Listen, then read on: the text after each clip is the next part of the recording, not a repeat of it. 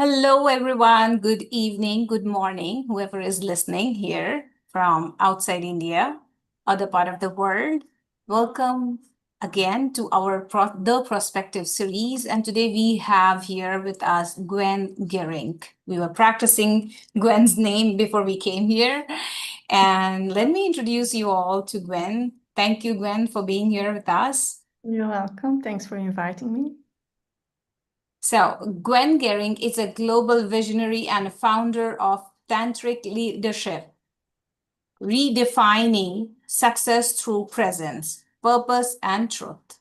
She guides leaders to integrate love and power, creating coherence across life, business, and legacy.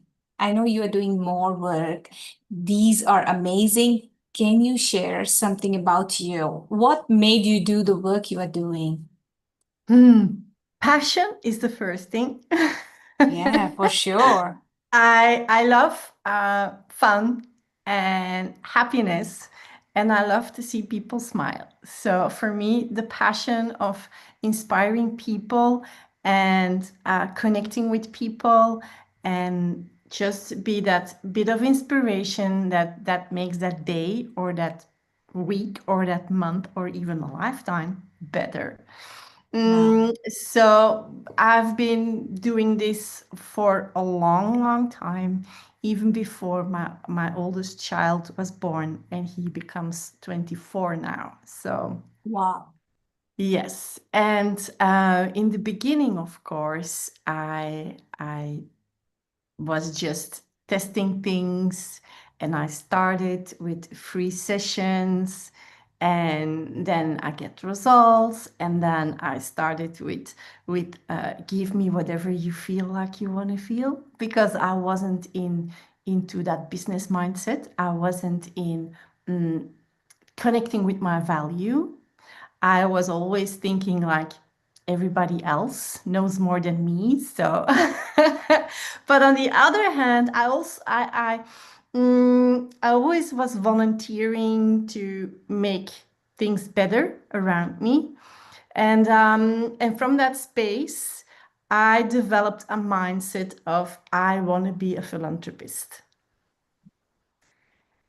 because in that way I could create more impact, serving more lives, and also taking care of myself, my family. And that is how my entrepreneurship developed. So I started to invest in courses around marketing, sales, part of my own spiritual journey, part of my own personal development, part of my own discoveries, reading books, trial and errors, investing in my health. Apart from that, I also thought like, if I really want to build that dream, since I was a child, I always was involved with Greenpeace and with Amnesty International and this type of things, because I just wanted to make a difference. And that is something that drove me my whole life Okay. Mm. up until now.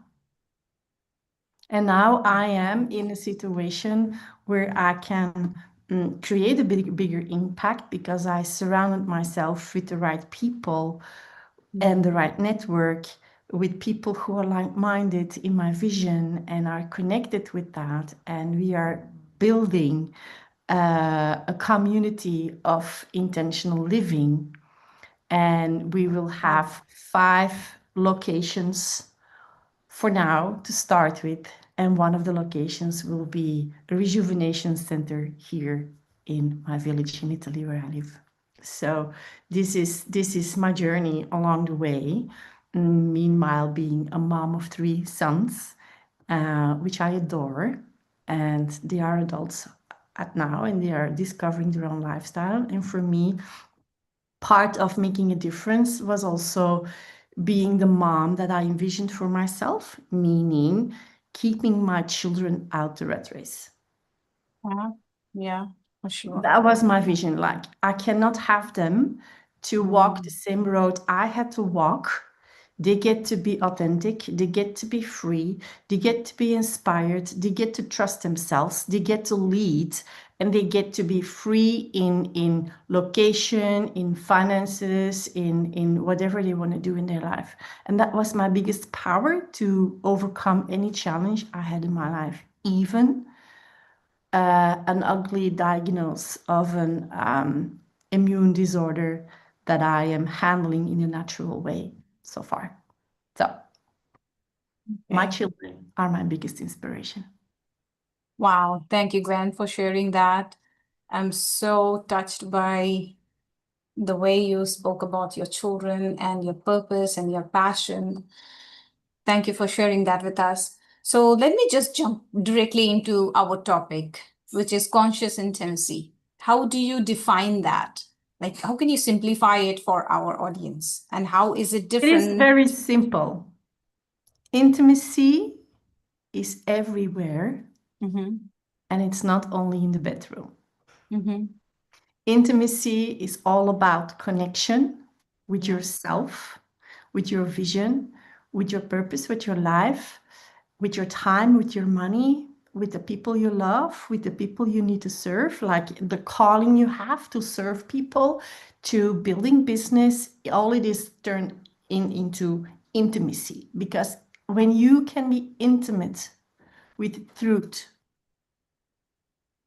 when you can be intimate with trust, and you can be intimate with tenderness, your life opens up and your relationship, they blossom.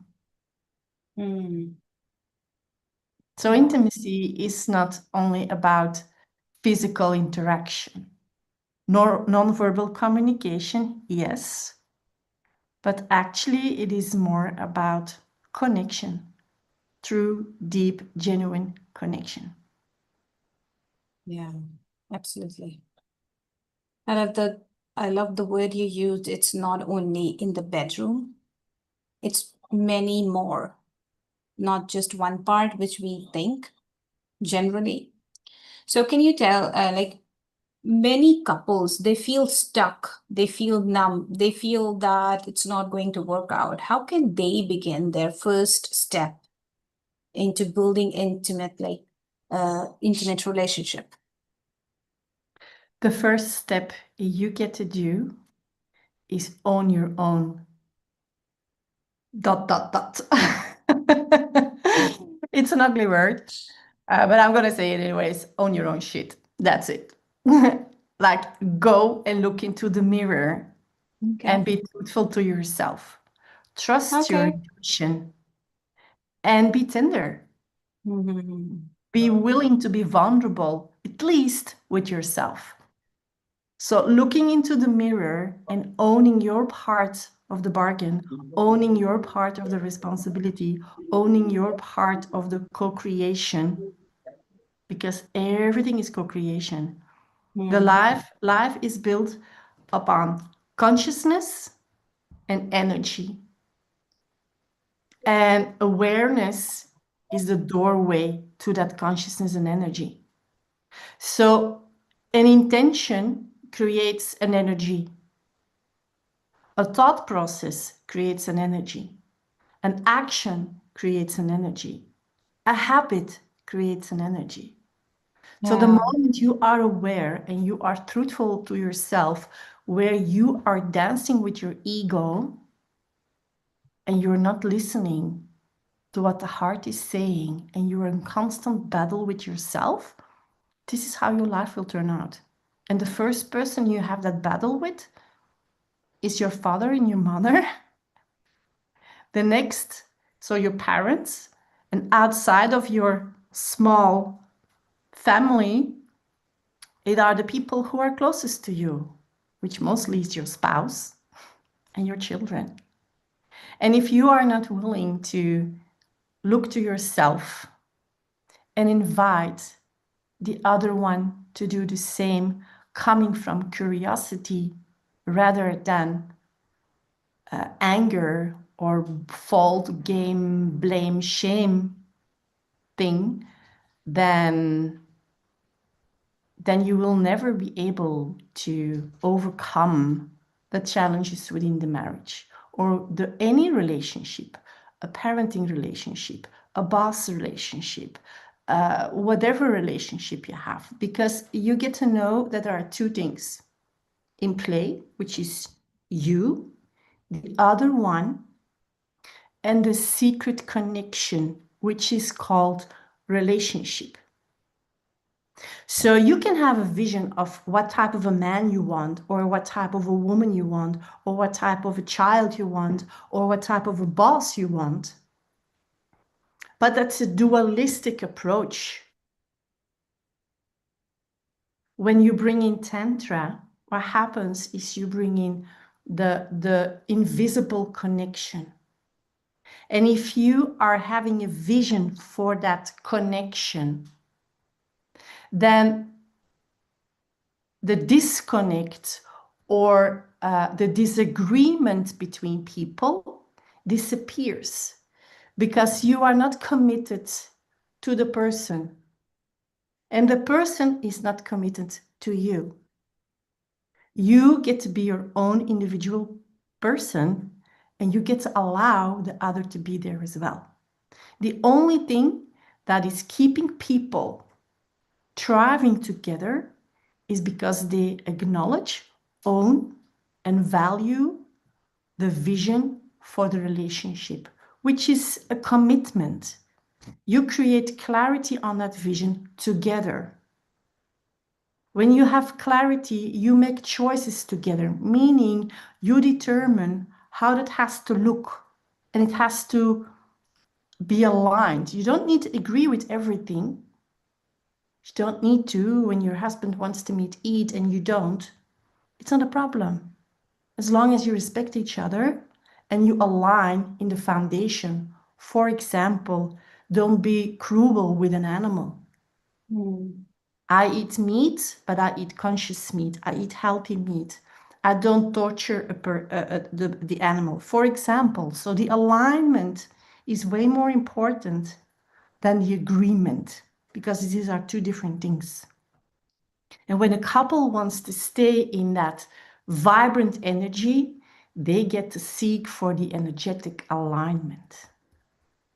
You don't hurt people, you don't hurt animals with purpose.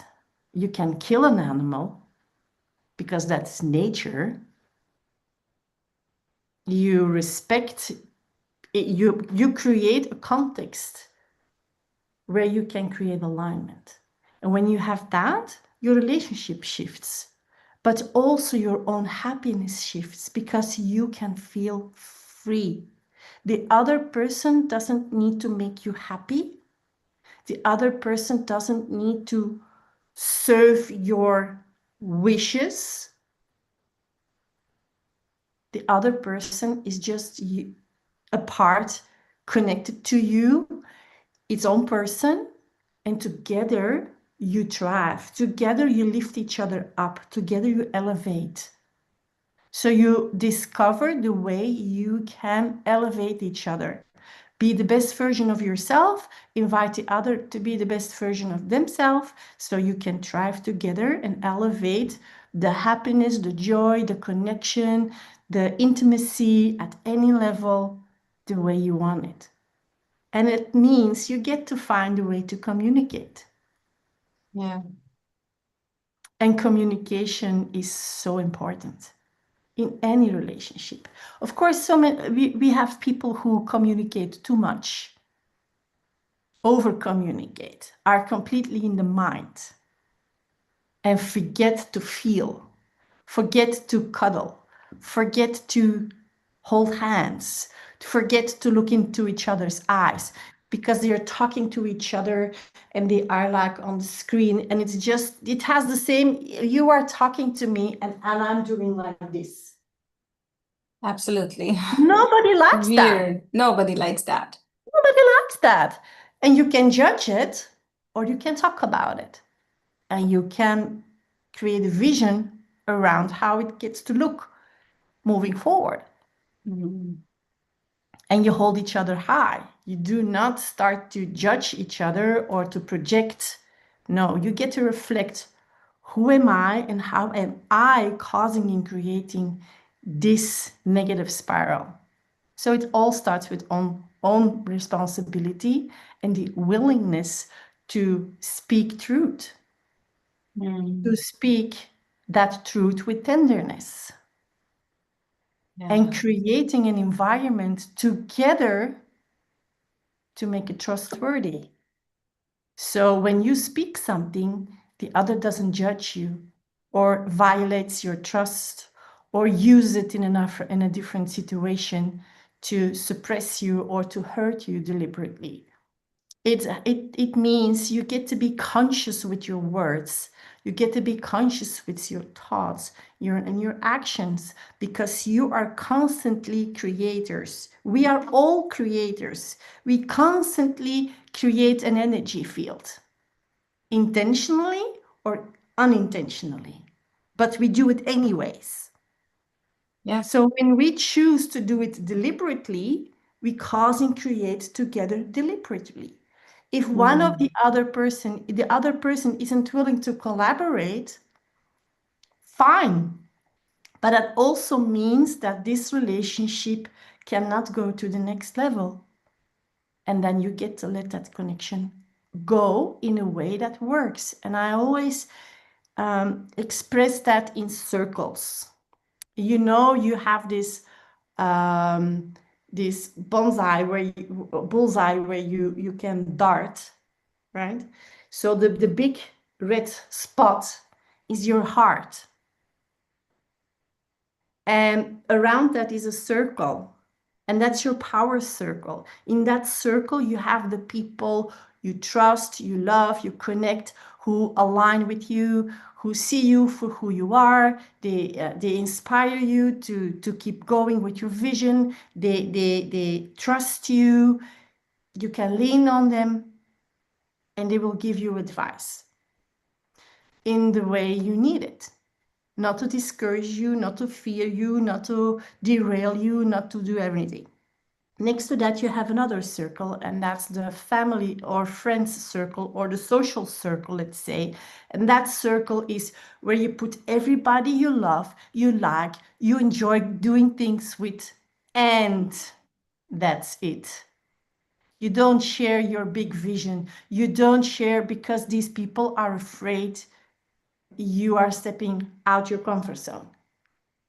So they want to keep you in your comfort zone because it's comfortable for them. So you get to start organizing the people who are in your power circle, who are in your social circle. Then you have around that your business circle or your workspace.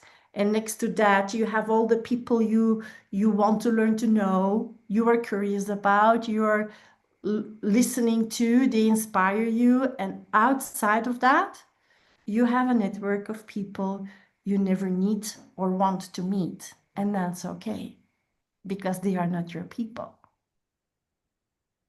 And once you start to organize yourself and you see that there is, for example, misalignment with your husband or your wife or your child in terms of we want different things,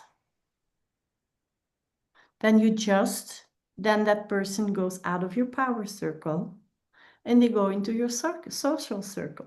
And in that circle, you can choose where you put them as well, because they can be very close to your power circle or they can very far away from your power circle. You're almost stepping out of the social circle. So depending on your the way these people make you feel, that's important.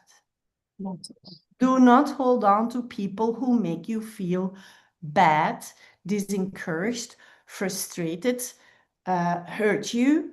Let them go and give them the space where they belong. That's a huge one. So I heard you saying a lot of things. Let me put a pause here. What I heard you saying that we get to be authentic to ourselves, Yep. own our word and be in integrity, like personal integrity, so that we can create an alignment in with the words and the action, so that we can have the intention of having an amazing relationship with our partners, whether it's kids Absolutely. or husband or anyone else. And what I heard you saying, that it's energy which matters, consciousness and energy, right? Yeah. So that's a huge thing which you said. We get to be conscious moment by moment, and we are causing and creating things around us. It's up to us. It's a choice, right? And one more thing which you said right now is that we get to let go of some toxic people from our life, from where they belong.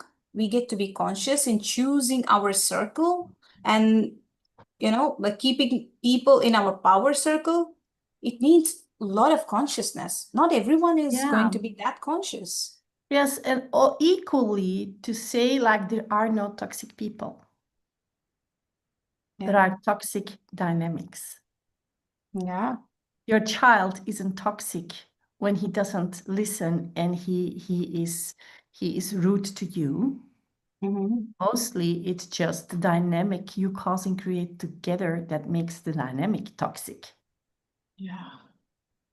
So we can say like this is a bad child. No, it's not. Never. It's an Never. unaware child. Mm. My man is a bad man because he beats me. He's not a bad man.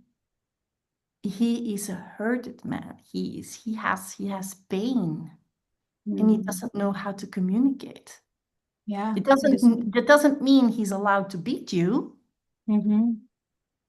It means you get to let him go Absolutely. because there is no person that can Mm. feel that way, right? However, Mm-hmm. don't need to hate him. Yeah. You can come in and understand where he's coming from and allow you don't need to heal him because you can never heal another person. The only person you can heal is yourself. You can be an inspiration for somebody else because you lead with healing yourself. Mm. You are a role model. You are an inspiration for other people so they can do the same for themselves and be an inspiration for others. Absolutely. This is huge. This is huge. And if they Like being the don't mirror for want them. to, yeah, and if they don't want to, let them. Mm-hmm. Let them just be them. And just Yeah. acknowledge the fact that they don't know better. And they are That's not willing to tough. step out of their comfort zone. And you were Yeah. a spark in their life. You made their life a little bit better. And then you get to take care of yourself because you get to make your life way better. Yes. If I want to bring that spark again and again in my partner's life, which is my kids, my husband, my parents, my colleague, my friend, everyone around me, I get to take care of myself. I get to preserve myself or uplift, empower Absolutely. myself so that I can come more powerfully in each and Absolutely. everyone's life, whoever is choosing me, right? Yeah, that's leadership. That's leadership. That's Absolutely. leadership. And I think the world would be a much better place that we are actually practicing leadership instead of owning leadership because you have a specific position in a company and call Yeah. yourself, I am the leadership because I can decide the rules or whatever it is. Mm-hmm. Real, true leadership is tantric. It's neutral. It's It's neutral. a way of being. It is not an act of doing Yeah. or achievement. True leadership is tantric leadership because everything is neutral Mm-hmm. and you pick and choose how you react, how you make the interpretation of the facts, and what you're going to do with it. Yeah. Huge one, huge one. I 100% agree to that. We cannot choose a leadership in one area of our life and let go of others. It's a way of being which is going to be there with me all over the place. A Yes. huge one. Thank you, Gwen, for bringing this up. So, with that, I want to ask you one very important question. I want to keep time in mind. I have a list of questions, and I'm loving the way you're expressing, sharing your wisdom. So, there are many confusion between emotional connection and emotional dependency. How will I come to know whether that I'm emotionally connected to my husband or emotionally dependent on my husband? Is there any way to differentiate Of that? course, if the connection makes you feel great about yourself and you still, after 20 years, have butterflies in your belly, Okay. it's not an illusion. It's something you Mm, cause and create together, then it's connection. yeah. When you feel bad when you don't see him, or he's not next to you, or he's not approving you, or he is rejecting you, then there is dependency, Dependency. codependency. So Mm, when you feel you are mm, not a whole person by mm, yourself, and you need your husband to guide you, to lead you, to say what to do, to approve you, to agree with you, to give you permission, support you because you otherwise you can't handle it. In other words, you feel bad when he's not there. Then you are in a codependent relationship. okay. So, what do you say? Is it good to carry on with a codependence relationship or No, just to let go of it? Okay. let go of it. Or even better, transform it. Lead by example. You don't need to let Mm, go of something you love. And sometimes you get to let things go, even you love it. And you get to let it go because you love it. Because you get to understand that when you love something and it's not adding up, it is damaging you and equally the other person.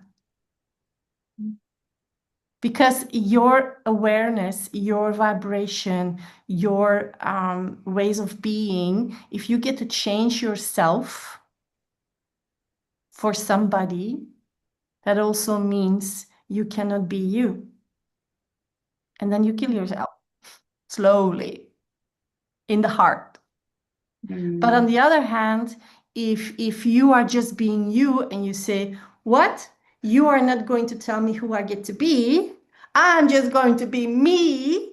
Then the other one gets to adjust and the other one is unhappy. yeah. And then you get the battle. Who is leading now? When I am making myself small and I follow, then the other one feels great. The Mm, moment I can't handle it anymore, and I decide to be like, I'm suffocating. I get to be me. I get to express. I get to do, and I'm not listening anymore. Then the other one is like, where is my wife? Who is she? I don't like this person. She gets to be who I want her to be. And then that's a battlefield, and it is even worse when you have children in the middle because they don't learn love, they don't learn connection, they don't learn communication, they don't learn intimacy. But the only thing they learn is a power struggle. And this is how they land their life. This is how they lead their life. They always, everywhere they come, they have a power struggle with their boss, with their spouse, with their children, with themselves, with their friendships, everywhere. Because you, as a parent, were not willing to accept the things you can change. mm. Yeah.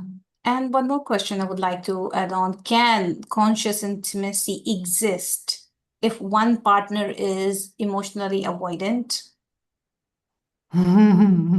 That's interesting. I would say yes. That's a big one. Because if the other one is emotional avoidant and you are emotional secure, then it doesn't matter. Doesn't matter.